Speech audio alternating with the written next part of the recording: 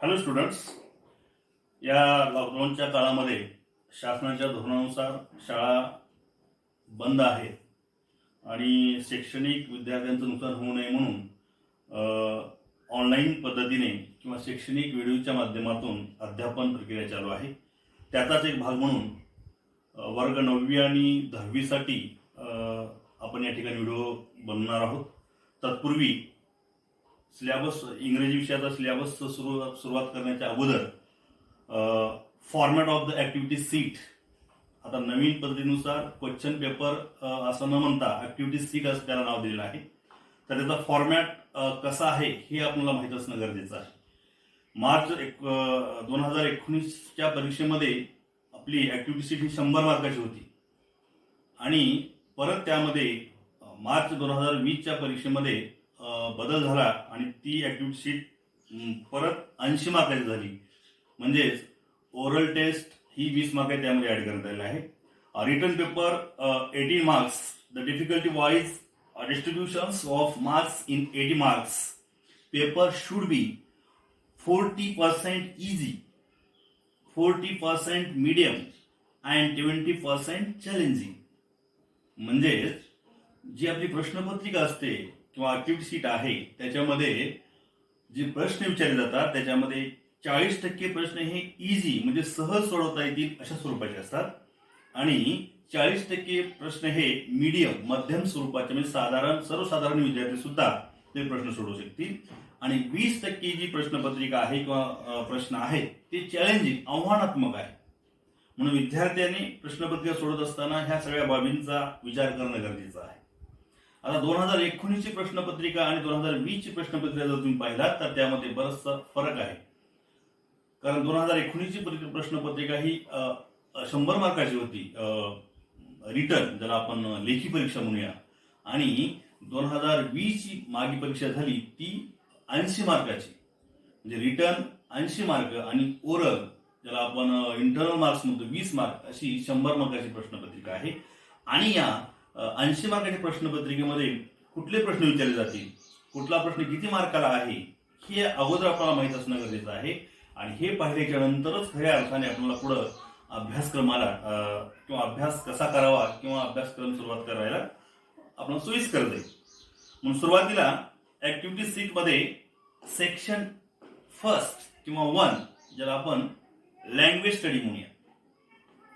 पूर्वी हा लँग्वेज स्टडीचा प्रश्न 20 मार्कासाठी होता, पण नवीन धोरणानुसार किंवा नवीन नियमानुसार हा प्रश्न आपल्याला 10 मार्क्ससाठी विचारण्यात आलेला आहे. याच्यामध्ये क्वेश्चन नंबर फर्स्ट ए सगळे लक्षात घ्यायचंय आणि परत हा व्हिडिओ ऐकून आपल्या वहीमध्ये टिप्पण करून घ्यायचंय. Question first A, do I directed, याच्यामध्ये तुम्हाला 6 प्रश्न विचारले जाणार आहेत, उपप्रश्न, आणि त्या 6 पैकी आपल्याला फक्त 4 सोडवायचे आहेत. इथं सुद्धा तुम्हाला पर्याय आहे. त्याच्यामध्ये पहिला आहे क्वेश्चन फर्स्ट ए मध्ये पहिला प्रश्न, कंप्लीट द वर्ड्स. याच्यामध्ये तुम्हाला शब्द विचारले जाणार आहेत जे तुम्ही 10वी पर्यंत शिकलात इंग्रजी त्या अभ्यासक्रमात शब्द विचारले जातील आणि शब्दामध्ये काही शब्द हे ड्रॉप किंवा त्यातले काही अल्फाबेट ड्रॉप केले असतील ते तुम्हाला भरायचंय. अतिशय सोपा प्रश्न आहे, सहज मार्क मिळण्यासारखे आहे. तर तो पहिला प्रश्न झाला, तो 2 मार्क्ससाठी असेल.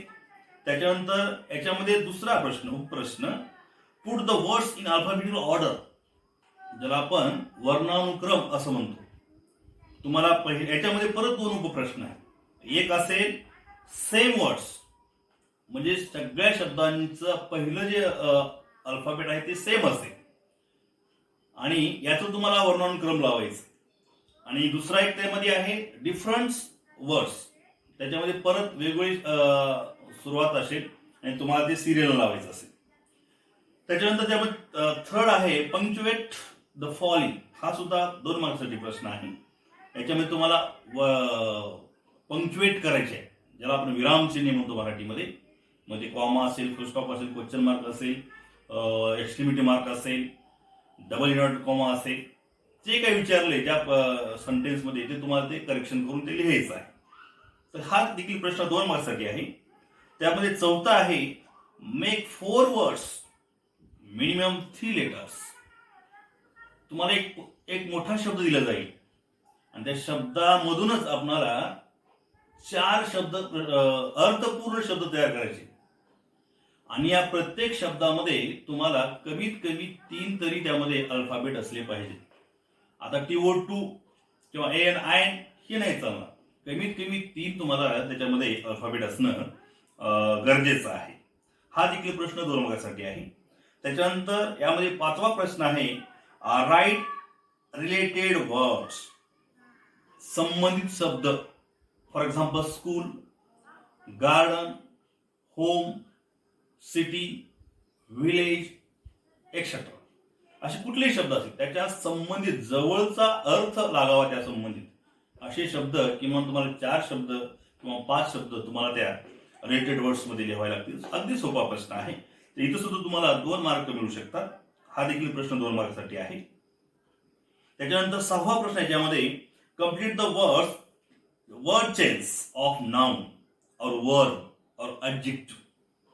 वर्ड चेन त्याच्यामध्ये तुम्हाला वर्ड नाउन चेन विचारलं जाईल, वर्ब चेन विचारलं जाईल किंवा ऍडजेक्टिव्ह.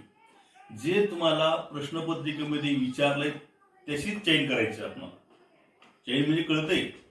फॉर एक्झाम्पल आपण भेंड्या जे म्हणतो आपण मराठीमध्ये शब्दांच्या किंवा गाण्याच्या वगैरे, तर त्या स्वरूपाचे असेल. पण जे विचारले ते नाउन असेल नाउन, वर्ब असेल वर्ब किंवा ऍडजेक्टिव्ह असेल ऍडजेक्टिव्ह.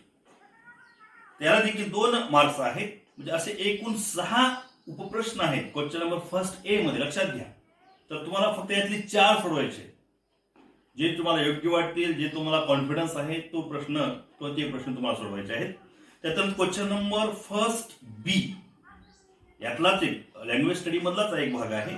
त्याच्यामध्ये तुम्हाला B1 मध्ये एक विचारले. 1A मध्ये make meaningful sentences by using a phrase given. तुम्हाला शब्दसमूह फ्रेज दिलं जाईल आणि त्या शब्दसमूहापासून तुम्हाला अर्थपूर्ण तुम्हाला एक वाक्य तयार करावं लागेल. म्हणजे जे तुम्हाला जमेल तुमच्या भाषेमध्ये. किंवा याला एक और दिली add a clause to expand the sentences meaningfully. Clause किंवा क्लॉज पासून तुम्हाला एक मीनिंगफुल सेंटेन्स बनवायचा आहे. तर अशा ह्या दोन्हीपैकी तुम्हाला एक सोडवायचे, त्याला 1 मार्क आहे. त्याच्यानंतर क्वेश्चन नंबर फर्स्ट बी मध्ये दुसरा प्रश्न, त्यामध्ये परत ए और बी दोन्हीपैकी एक सोडायचं तुम्हाला. ए मध्ये add a prefix or suffix to make new words. तुम्हाला 2 शब्द दिले जातील, प्रिफिक्स आणि सफिक्स, ज्याला आपण प्रत्यय म्हणतो. प्रिफिक्स सुरुवातीला येणार प्रत्यय किंवा सफिक्स म्हणजे शेवटी येणार प्रत्यय. ते अर्थपूर्ण तुम्हाला ते प्रत्यय लावायचा आहे. किंवा मग याला एक और प्रश्न आहे use in one of the following words in your on sentence. आणि ते जे तुम्ही काय तयार केला सफिक्स और प्रिफिक्स त्याला तुम्हाला अर्थपूर्ण वाक्य त्यापासून तुम्हाला बनवायचं आहे. तर हा झाला प्रश्न क्रमांक फर्स्ट किंवा पहिला ए आणि बी. हा 10 मार्कासाठी आहे. त्याच्यानंतर जो आहे दुसरा प्रश्न तो क्वेश्चन नंबर किंवा यालाच आपण सेक्शन 2 असे म्हटलं जाईल. तर आपण टेक्स्च्युअल पॅसेजेस असं आपण त्या ठिकाणी त्याला म्हणतो. क्वेश्चन नंबर सेकंड ए मध्ये तुम्हाला एक सीन पॅसेज द्यायला जाईल. म्हणजे तुमच्या टेक्स्टबुक मध्ये किंवा तुम्ही वर्षभर शिकलेल्या पाठामधूनच एक पॅसेज द्यायला जाईल. आणि या पॅसेजमध्ये तुम्हाला 5 उपप्रश्न विचारले जातील. आणि या 5 उपप्रश्नामध्ये प्रत्येकी 2-2 मार्क्स आहेत. म्हणजे एक पॅसेज तुम्हाला 10 मार्कासाठी विचारला जाणार आहे. तर क्वेश्चन नंबर सेकंड ए मध्ये एक पॅसेज असेल, तो सीन असेल. म्हणजे तुमच्या टेक्स्च्युअल ज्याला म्हणतो आपण, तुमच्या पाठातला किंवा तुम्ही शिकलेल्या पाठातला असेल. त्याच्यामध्ये A1, A2, A3, A4, A5 असेल. A1 मध्ये कंप्लीट द फॉलोइंग सेंटेन्सेस. तुम्हाला काही सेंटेन्स दिले जातील फॉर एक्झाम्पल म्हणून. आणि त्याच्यामध्ये मग याच्यामध्ये ट्रू और फॉल्स हे असेल. आलटून पालटून तुम्हाला कशी प्रश्न त्या ठिकाणी प्रत्येक प्रश्नाला वेगळे पॅसेजला वेगवेगळे प्रश्न असतील. त्याच्यामध्ये ट्रू और फॉल्स असेल, राईट रॉंग असेल, ॲग्री डिसॲग्री असेल किंवा मग ब्लँक्स कंप्लीट द सेंटेन्सेस असतील. यापैकी कुठलाही प्रश्न तुम्हाला त्या ठिकाणी विचारला जाईल. आणि त्याचा तुम्हाला अगदी सोपा सिंपल फॅक्च्युअल ऍक्टिव्हिटीज आहे. त्यामध्ये तुम्हाला सहज मार्क मिळू शकतात. इथे तुम्हाला 2 मार्क असतील. त्याच्यानंतर याच्यामध्येच A2 मधून सुद्धा तुम्हाला आकलनावर आधारित तुम्हाला जर आपण कॉम्प्लेक्स फॅक्च्युअल ऍक्टिव्हिटी असं त्याचं नाव आहे. याचं तुम्हाला कमीत कमी 4 ते 5 वाक्यात उत्तर लिहावं लागेल A2 मध्ये, लक्षात घ्या. त्याच्यामध्ये तुम्हाला मग डिस्क्राईब असेल, नॅरेटिंग असेल, WH क्वेश्चन असतील, ॲग्री और डिसॲग्री विथ रिस्पॉन्सेस, असं कुठल्याही प्रकारचे तुम्हाला त्या ठिकाणी प्रश्न विचारला जाईल. त्यानंतर A3 मध्ये मॅच द सिनोनिम्स. मग इथं काही विचारलं, सिनोनिम्स असं एकच नाही, तुमच्या शब्द आकलनावर किंवा मग तुमच्या शब्द संपत्तीच्या ज्ञानावर हा प्रश्न असेल. याच्यामध्ये तुम्हाला मग सिनोनिम विचारलं जाईल की अँटोनिम्स विचारलं जाईल. तुमचं शब्द संपत्तीचे ज्ञान तपासण्याचा काम हे प्रश्न करणार आहेत. इथं सुद्धा तुम्हाला 2 मार्क्स आहेत. किंवा जोड्या लावा असेल. त्याच्यानंतर A4, यामध्येच A4 हा जो आहे डायरेक्टेड, हा प्रश्न तुमच्या व्याकरणावर आधारित असेल. जे तुम्ही 8वी ते 10वी पर्यंत जे व्याकरण शिकलात, मग त्यामध्ये व्हॉइस असेल, क्वेश्चन टॅग असेल, डिग्री असेल, इंडायरेक्ट स्पीच असेल, ह्या सगळ्या व्याकरण प्रकारावर हा प्रश्न असेल. आणि इथं सुद्धा तुम्हाला 2 मार्क आहेत. आणि याच्यामध्ये शेवटचा जो आहे A5, तो म्हणजे पर्सनल रिस्पॉन्स. हा प्रश्न तुम्हाला तुमच्या वैयक्तिक प्रतिसादावर आधारित आहे. दिलेला जो पॅसेज आहे त्या पॅसेजच्या आधारावर असा एक प्रश्न विचारला जाईल आणि त्या पॅसेजच्या आधारावर विचारलेल्या प्रश्नाचं तुमचं मत काय आहे यामध्ये तो प्रश्न असणार आहे. आणि खऱ्या अर्थाने तुमचा संपूर्ण कस या प्रश्नामध्ये लागणार आहे. आणि या प्रश्नाच्या उत्तरावर तुमची बुद्धिमत्ता किंवा तुमचं बुद्धिचातुर्य या ठिकाणी लक्षात येणार आहे. म्हणून हा देखील प्रश्न 2 मार्कासाठी आहे. आणि असा एकूण हा 10 मार्काचा प्रश्न आहे. क्वेश्चन नंबर 2, परत लक्षात घ्या, क्वेश्चन नंबर 2 A हा सीन पॅसेज आहे आणि याला 10 मार्क असतात. त्याच्यानंतर क्वेश्चन नंबर 2 B हा या ठिकाणी तुम्हाला प्रश्न विचारला जाणार आहे. आणि हा देखील सीन पॅसेज असणार आहे, म्हणजे तुमच्या पाठ्यपुस्तकातलाच. इथं जे आपण याच्यापूर्वी सांगितलं तुम्हाला क्वेश्चन नंबर 2 A मध्ये पॅसेजच्या मध्ये A1, A2, A3, A4, A5, तसंच या ठिकाणी सुद्धा क्वेश्चन नंबर 2 B मध्ये सुद्धा B1, B2, B3, B4, B5 त्याच पद्धतीचे प्रश्न या ठिकाणी तुम्हाला विचारले जातील. म्हणून त्याचाच अभ्यास पुढे तुम्हाला या पद्धतीने या प्रश्नात देखील करावा लागेल. हे झाले प्रश्न क्रमांक 2 किंवा दुसरा. त्याच्यानंतर सेक्शन 3 पोएट्री सेक्शन. आणि इथं सुरू होतो आपल्याला क्वेश्चन नंबर 3 A. आता क्वेश्चन नंबर 3 हा पूर्णपणे तुमच्या पोएट्री सेक्शनवर किंवा कवितेवर आधारित असणार आहे. तुम्ही जे काही पूर्ण 4 युनिटमध्ये ज्या कविता शिकलात त्याच्यावर हा प्रश्न आधारित असणार आहे. तर त्याच्यामध्ये क्वेश्चन नंबर 3 A मध्ये read the following extract and do the activities. तुम्ही शिकलेल्या कवितेचा एक स्टांजा त्या ठिकाणी तुम्हाला दिला जाणार आहे क्वेश्चन नंबर 3 A मध्ये.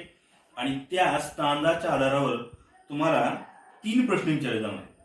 पहिला प्रश्न किंवा अशा त्याच्यामध्ये सुद्धा असंच सिंपल फॅक्च्युअल क्वेश्चन, अगदी सोपा प्रश्न, सोप्या कृतीची उत्तरे दिलेल्या कडव्यात किंवा कवितेत तुम्हाला सहजपणे सापडतात. आणि ही उत्तरे सूचनेनुसार काही शब्दात असतील, काही वाक्यात असतील, तुम्हाला अचूक शब्दात तुम्हाला लिहायचं आहे. आणि याला देखील 2 मार्क्स आहेत. त्याच्यानंतर A2 क्वेश्चन नंबर 3 A2 मध्ये तुम्हाला कम्प्लीट द फॉलोइंग वेब. थोडासा कॉम्प्लेक्स फॅक्च्युअल ऍक्टिव्हिटी ही आहे. तुम्हाला वेब दिला जाईल आणि ते वेबच्या आधारावर दिलेल्या प्रश्नाला तुमची जी काही कविता आहे किंवा कडव्याचे आकलन, अनुमान, गांभीर्यता किंवा निष्कर्ष इत्यादीच्या आधारावर हा प्रश्न असणार आहे. म्हणून या कवितेचा किंवा संबंधित कवितेचा अभ्यास तुम्हाला चांगला असणं गरजेचं आहे. आणि यामध्ये तिसरंच आहे A3 ज्याला म्हणू आपण, name the figure of speech असेल किंवा मग रायमिंग स्कीम असेल किंवा मग रायमिंग वर्ड असतील, अशा स्वरूपाचे प्रश्न तुम्हाला A3 मध्ये विचारले जातात. त्याच्यामध्ये rhyming word, rhyming scheme, figure of speech अशा ऍक्टिव्हिटी अगदी सोपा आहे. आणि इथं तुम्हाला 1 मार्क आहे.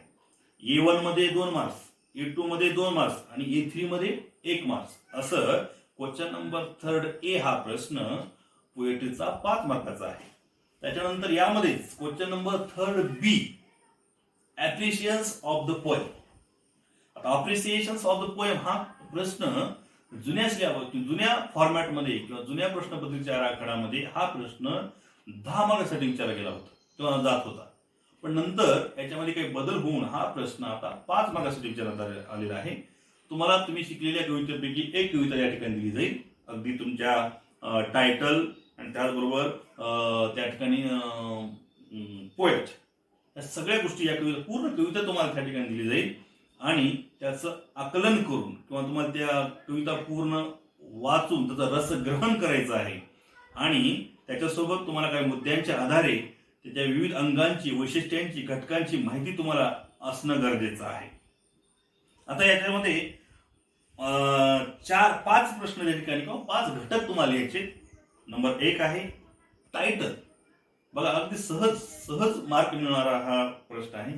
टायटल म्हणजे कवितेचं शीर्षक. हे तुमच्या कवितेच्या अगदी वर शीर्षक किंवा मोठ्या ब्रॉड अक्षरामध्ये तुम्हाला दिलेलं असतं. ते तुम्हाला ते पाहूनच लिहायचं, म्हणजे सहज मार्क मिळतं. इथे त्याला अर्धा मार्क आहे.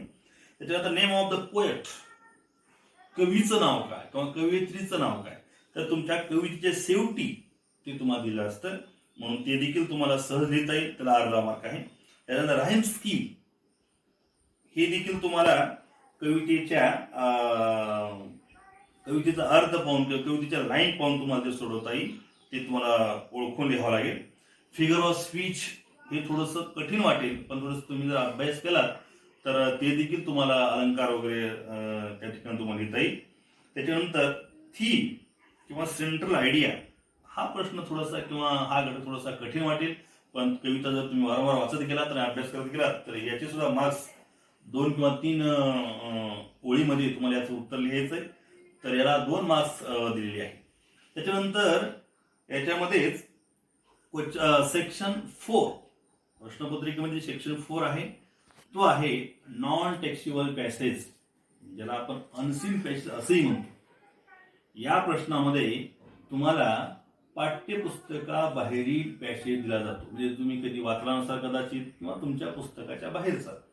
आणि हा प्रश्न जे आपण क्वेश्चन नंबर 2 ए आणि बी पाहिलं अगदी तसाच, फक्त फरक काय की हा पॅसेज हा पुस्तकाच्या बाहेरचा असेल आणि त्यामध्ये सुद्धा A1, A2, A3 किंवा A4 आणि A5.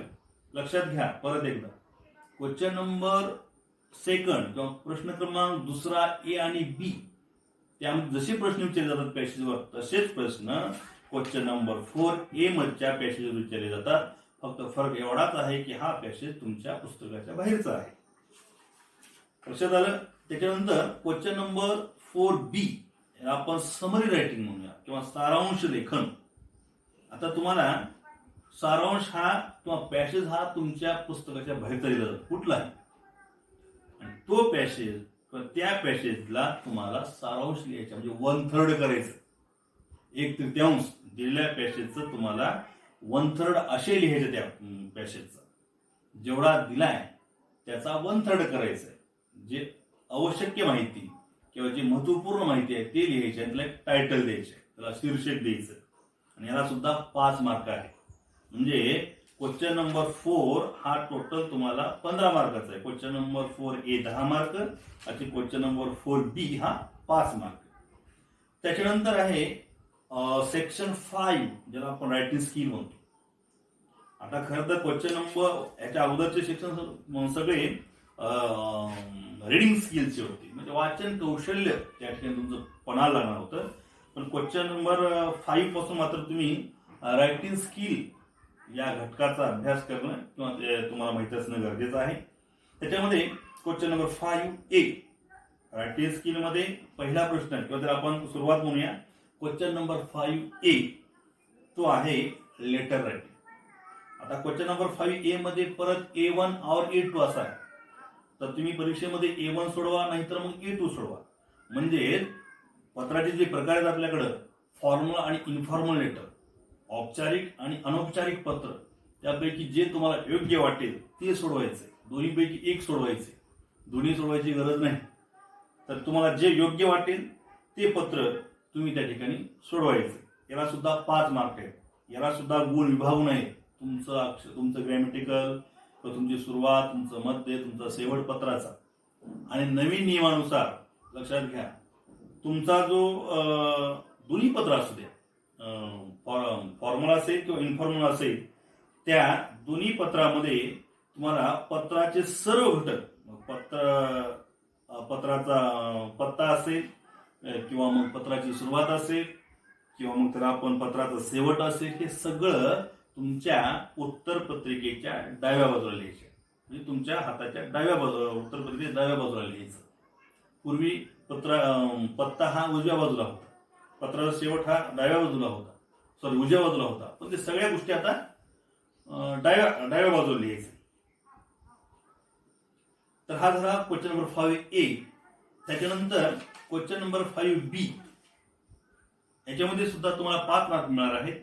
आणि क्वेश्चन नंबर 5B मध्ये डायलॉग रायटिंग किंवा मग ड्राफ्टिंग अ स्पीच असे 2 प्रश्न आहेत. क्वेश्चन नंबर B1 मध्ये डायलॉग रायटिंग आणि क्वेश्चन नंबर B2 मध्ये ड्राफ्टिंग अ स्पीच असे दोन्हीपैकी एक लिहायचं तुम्हाला. तर डायलॉग रायटिंग मध्ये जुन्या प्रश्नपत्रिकेच्या फॉर्मॅटमध्ये वेगळं होतं, म्हणजे सलग तुम्हाला लिहायचं होतं डायलॉग. पण आता याच्यामध्ये काही 3 घटक केलेले आहेत, ABC. आता ए मध्ये prepare a dialogue from the jumbled sentence. A मध्ये तुम्हाला 4 डायलॉग दिले जातील. ते 4 डायलॉग हे कसे असतील, मिक्सिंग असतील. तुम्हाला त्याची सुसंगता, त्याची पूर्णपणे सिरियल लावायची, सिक्वेन्स लावायचा आहे. तर त्याला तुम्हाला 1 मार्क, अगदी सोपं आहे. त्याच्यानंतर बी आहे कम्प्लीट द डायलॉग. याच्यामध्ये तुम्हाला फक्त 2 डायलॉग दिले जातील. एक डायलॉग दिला जाईल, पुन्हा तुम्हाला ते दुसरा डायलॉग भरावा लागेल किंवा लिहावा लागेल. परत तिसरा डायलॉग दिला जाईल, पुन्हा चौथा डायलॉग तुम्हाला लिहावा लागेल. म्हणजे तुम्हाला हा डायलॉग कम्प्लीट करायचा आहे. आणि सी जो आहे तो आहे write a dialogue on preparations for a exam between you and your friends. एक उदाहरण दाखल देईल तुम्हाला. यू अँड युअर फ्रेंड्स कुणी असेल, you and your teacher, you and your parents वगैरे. तर तुम्हाला या ठिकाणी तुम्हाला स्वतः तयार, हा थोडासा कठीण आहे म्हणून याला 3 मार्क्स आहेत, लक्षात घ्या. क्वेश्चन नंबर 5B मध्ये डायलॉग मध्ये ए आहे 1 मार्काला, बी आहे 1 मार्काला आणि सी आहे 3 मार्काला. तर असा हा प्रश्न 5 मार्कासाठी आहे. त्याच्यानंतर B2 मध्ये ह्याला or drafting a speech writing, ज्याला आपण भाषण लिखाण किंवा तुम्हाला त्याची लिहायचंय. तर त्याच्यामध्ये त्याची सुरुवात कशी आहे किंवा त्याची मुद्द्यांचं स्पष्टीकरण किंवा भाषणाच्या रीतीने त्याचा समारोप तुम्हाला करावा लागेल.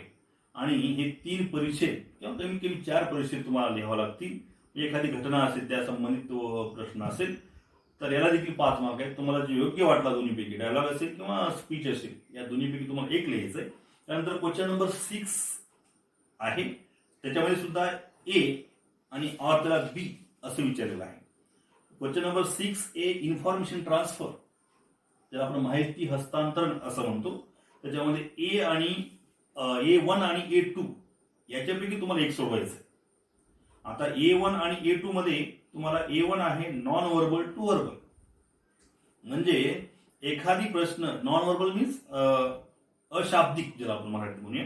या प्रश्नात तक्ता, चार्ट, ज्याला आपण table, chart, flow chart, T diagram, web अशा स्वरूपाची तुम्हाला माहिती दिली जाईल. आणि ही माहिती तुम्हाला शब्द रूपामध्ये किंवा पॅसेज रूपामध्ये लिहायचं. दिलेला मग तक्ता असेल किंवा वक्षालेख असेल किंवा जी काही माहिती अशाब्दिक स्वरूपात आहे ती माहिती तुम्हाला पॅसेजच्या स्वरूपामध्ये किंवा शब्दाच्या स्वरूपात लिहायची आहे. त्याच्यानंतर त्याला जे ऑर आहे A2 याच्या अगदी विरुद्ध, ज्याला म्हणू आपण वर्बल टू नॉन वर्बल, म्हणजेच शाब्दिक माहिती अशाब्दिक स्वरूपामध्ये तुम्हाला लिहायची. त्याच्यामध्ये मग तुम्हाला परिच्छेद दिला जाईल किंवा पॅसेज दिला जाईल आणि त्या पॅसेजच्या किंवा परिच्छेदाच्या आधारावर तुम्हाला चार्ट, वेब किंवा मग web chart, T diagram, flow chart, जे काही विचारले तेच लिहायचंय. तर अशा प्रकारे हा वर्बल टू नॉन वर्बल सुद्धा प्रश्न तुम्हाला ऑर मध्ये विचारला आहे 5 मार्कासाठी. तर दोन्हीपैकी 1 लिहायचं. एक तर नॉन वर्बल टू वर्बल लिहा किंवा वर्बल टू नॉन वर्बल लिहा. दोन्हीपैकी 1 लिहा, तुम्हाला 5 मार्क आहेत त्यासाठी. त्याच्यानंतर क्वेश्चन नंबर 6B याच्यामध्ये सुद्धा B1 आणि B2 असं विचारलेलं आहे. एक्सपॉन्ड द थीम, ज्याला आपण कल्पना विस्तार असं, तुमच्या कल्पना शक्तीला या ठिकाणी वाव मिळणार आहे आणि खरी कसब तुमच्या आकलनाची या ठिकाणी लागणार आहे. तर B1 मध्ये न्यूज रिपोर्ट आहे. न्यूज रिपोर्ट मध्ये तुम्हाला एका वृत्तपत्रातील हेडलाईन दिली जाईल आणि त्या हेडलाईनच्या आधारावर तुम्हाला मग न्यूज रिपोर्ट असेल किंवा रिपोर्ट तुम्हाला त्या ठिकाणी लिहावा लागेल. याच्यामध्ये तुम्हाला हेडलाईन महत्वाचे घटक किंवा बायलाईन लीड लाईन, फॅक्ट्स इत्यादी घटकांचा त्यामध्ये समावेश करावा लागेल न्यूज रिपोर्टमध्ये. त्याच्यामध्ये ऑर जे विचारले तुम्हाला तो आहे डेव्हलपिंग स्टोरी B2. लक्षात घ्या, क्वेश्चन नंबर 6B.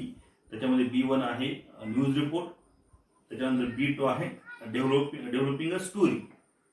त्याला आपण स्टोरी रायटिंग किंवा त्याला आपण कल्पना शक्तीला या ठिकाणी सृजनशीलतेचा उपयोग करून एखादी कथा तुम्हाला लिहायची असेल.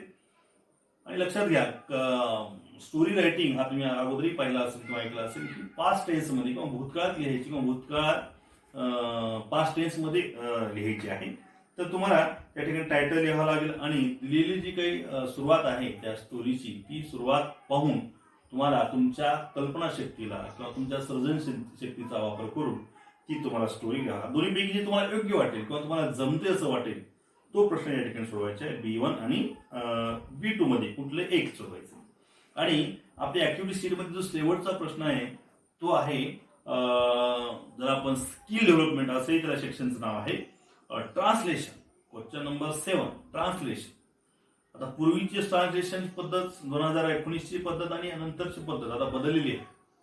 तर इथं तुम्हाला ABC असे 3 घटक दिले आहेत आणि 3 घटकाला तुम्हाला 3 उपप्रश्न वाटल्यास त्याला म्हणूया आपण. तुम्हाला प्रमाण भाषेचा या ठिकाणी वापर करावा लागेल. आता ए जे आहे ते तुमच्या टेक्स्ट बुक मध्ये किंवा ज्याला कोर्स बुक मध्ये म्हणूया, तुम्ही जे 10वीला शिकता किंवा 9वीला शिकता त्या टेक्स्ट बुक मधीलच तुम्हाला काही शब्द विचारले जातील. एकूण 6 शब्द विचारले जातील. तर 6 पैकी बघा इथं सुद्धा तुम्हाला ऑप्शन दिले किंवा पर्याय दिले. 6 पैकी फक्त तुम्हाला 4 शब्दांचे मराठीमध्ये अर्थ लिहायचे. तर इथं सुद्धा तुम्हाला 2 मार्क येतील. त्याच्यानंतर दुसरं जे आहे बी यातला घटक तो आहे translate the following sentence into your medium of instruction. म्हणजे सदर तुम्हाला याच्यामध्ये कोणतीही 4 वाक्य दिली जातील त्यापैकी 2 वाक्यांचे म्हणजे भाषांतर तुम्ही ज्या माध्यमात शिकता. आता आपलं मराठी माध्यम आहे त्यामुळे तुम्हाला मराठीतच त्याचा अर्थ लिहावा लागेल त्या वाक्याचा.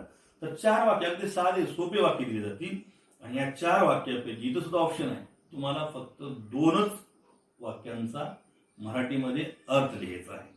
तर हा देखील प्रश्न 2 मार्कासाठी आहे. आणि आता सी जो आहे तो आहे translate the following proverbs into your medium of instruction. हे थोडंसं कठीण आहे. इथं 1 मार्कासाठी प्रश्न आहे. तुम्हाला 2 म्हणी दिली जाणार. मराठी म्हणी आपण जे बऱ्याच ऐकतो त्याच्या इंग्लिश म्हणी त्याचं मराठी म्हणीमध्ये तुम्हाला ट्रान्सलेशन करायचं. टाइम इज मनी असेल, टिट फॉर टॅट असेल जे काही म्हणी आहेत इंग्लिशमध्ये त्याचं तुम्हाला मराठीमध्ये भाषांतर करायचे. 2 दिले जातील, 1 लिहायचं. पण हे फार शब्दशः अर्थ त्या वाक्याचा किंवा शब्दाचा लागत नाही त्या प्रोव्हर्ब्स मध्ये. म्हणून थोडंसं सरावाने किंवा वाचनाने किंवा पाठांतराने ह्या म्हणी तुम्हाला अभ्यासावे लागतील. तर असं एकूण हे 5 मार्कासाठी हे ट्रान्सलेशन आहे. तर असं एकूण आपलं टोटल जे आहे ऍक्टिव्हिटी शीट ही 80 मार्काची आहे. लक्षात घ्या परत एकदा, एकूण आपली 100 मार्काची प्रश्नपत्रिका किंवा 100 मार्काचा पेपर आहे इंग्लिशचा 9वी किंवा 10वी वर्गासाठी. त्यात रिटन आहे किंवा लेखी परीक्षा आहे 80 मार्काची आणि इंटरनल किंवा ओरल आहे 20 मार्काची. अशी 100 मार्काची प्रश्न पत्रिका आहे. तर त्या 20 मार्कामध्ये 80 मार्कामध्ये कुठले प्रश्न विचारले जाणार आहेत याचा आपण अभ्यास केला आहोत. परत एकदा लक्षात घ्या, एकूण आपले 60 प्रश्न आहेत. त्या 60चे कुठले प्रश्न किती मार्काला आहेत ते आपण या ठिकाणी सविस्तर चर्चा केलो आहोत. तर ही माहिती परत तुमच्या वहीमध्ये टिपण करून घ्या आणि येणाऱ्या पुढच्या व्हिडिओमध्ये आपण प्रत्यक्ष सिलेबसकडे वळणार आहोत. तत्पूर्वी आपण सगळ्यांनी या अभ्यासाला लागायचंय. तर या ठिकाणी मी थांबतो. थँक्यू.